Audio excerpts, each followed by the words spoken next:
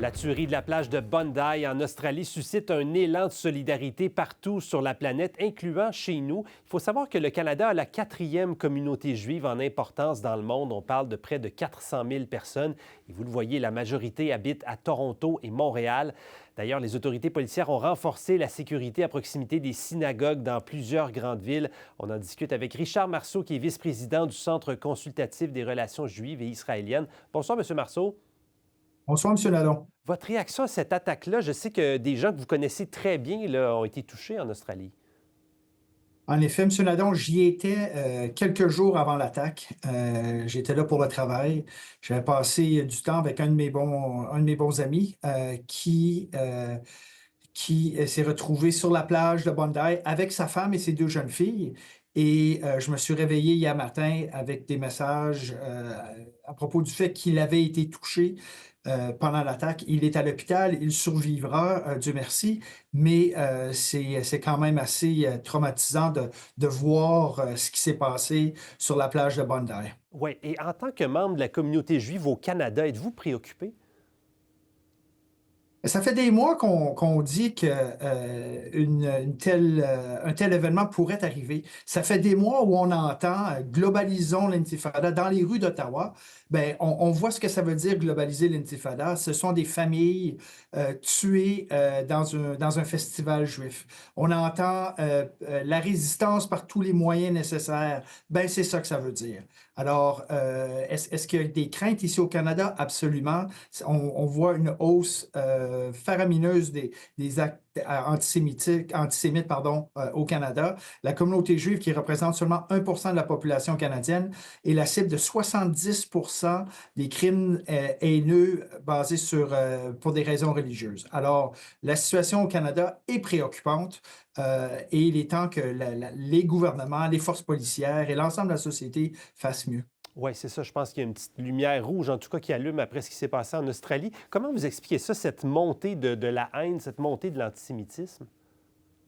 Ben d'abord, l'antisémitisme est ce qui est appelé la haine la plus ancienne de l'histoire, c'est vrai.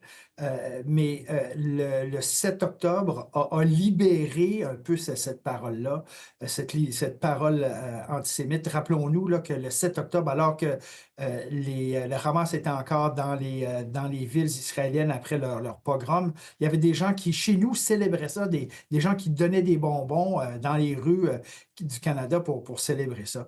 Alors, ça fait en sorte que la communauté juive se sent assiégée parce qu'elle est assiégée et que comment dire, les autorités n'ont pas assez fait pour endiguer cette croissance de la haine qui est millénaire.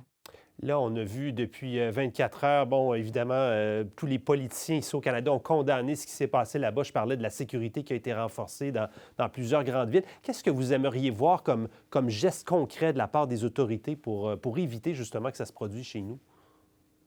Plusieurs choses. D'abord, évidemment, condamner ce qui a été fait.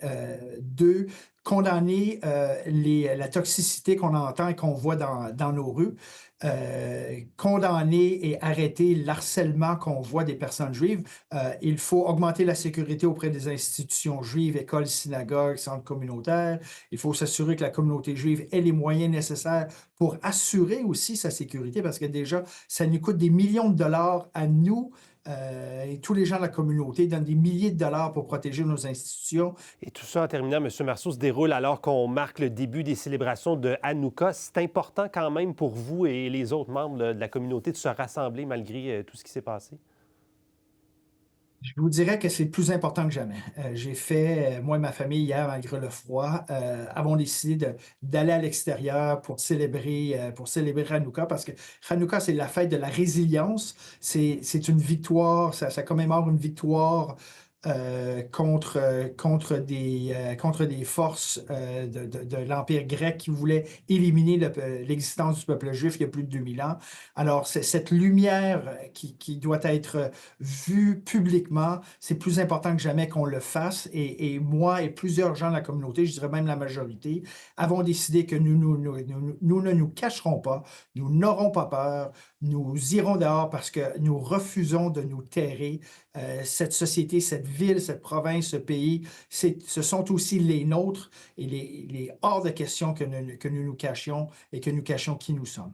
Bon courage, en tout cas, dans ces circonstances très difficiles. Richard Marceau, merci beaucoup de nous avoir parlé. Merci à vous.